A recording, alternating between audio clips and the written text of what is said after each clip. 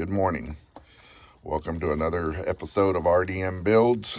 We're going to be supposed to have been doing an install on the Rough Country Jeep throttle body spacer, but I didn't have my camera guy here, so I've already went and installed it, but I will go over everything that it takes to install it. It took me roughly 45 minutes to install it. Goes right up here behind your throttle body, your plenum. Super easy install. Got great instructions in the box. It comes with all the bolts you need, washers, spacer, everything. So we'll just jump into it real quick.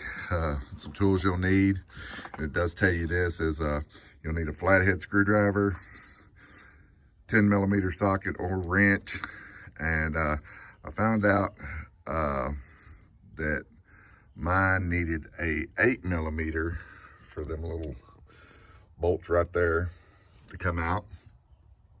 And so, as you can see, first things first, you gotta pull off this little breather section right here that goes around. You do not have to take the whole cover off. I did loosen mine up. I took off 4 bolts, 1, 2, 3, 4, to just loosen it up. I pulled off the band here, and then I pulled off the band here. I pulled the 2 10mm bolts out here. That's where I would start.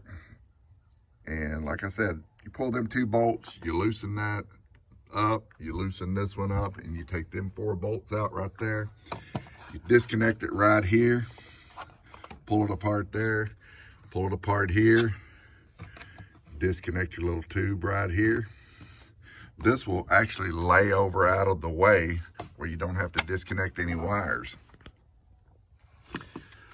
You take your little throttle body right there, pop it down, put your washer in behind, or your gasket rather, right in here behind your Rough Country Jeep throttle body spacer.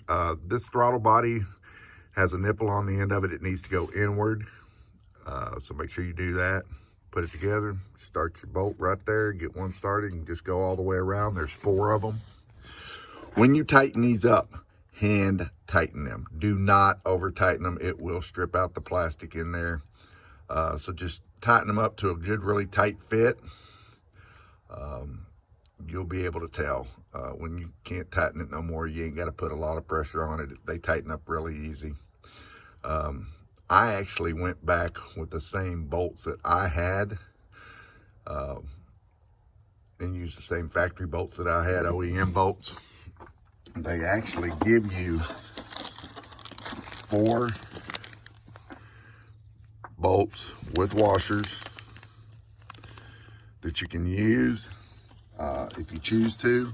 Me, I just decided to stay with the OEM because it worked really good, tightened up really good. This is my second one, and I found out it works really good that way also.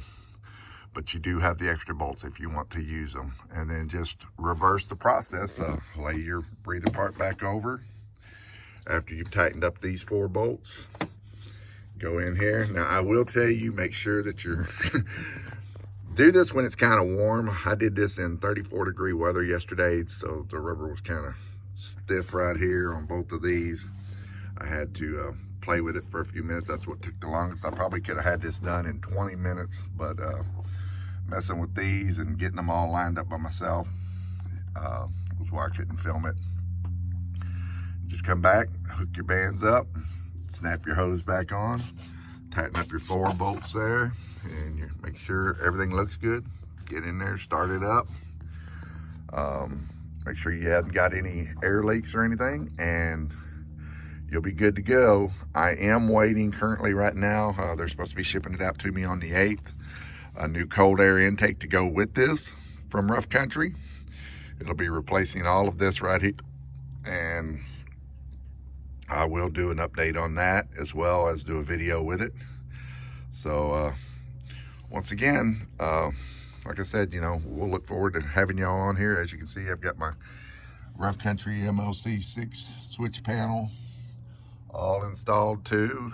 We've got some more lights and stuff fixing to be going on this thing, so stay tuned. We have a bunch more upgrades going to our 2021 Willys Jeep Edition.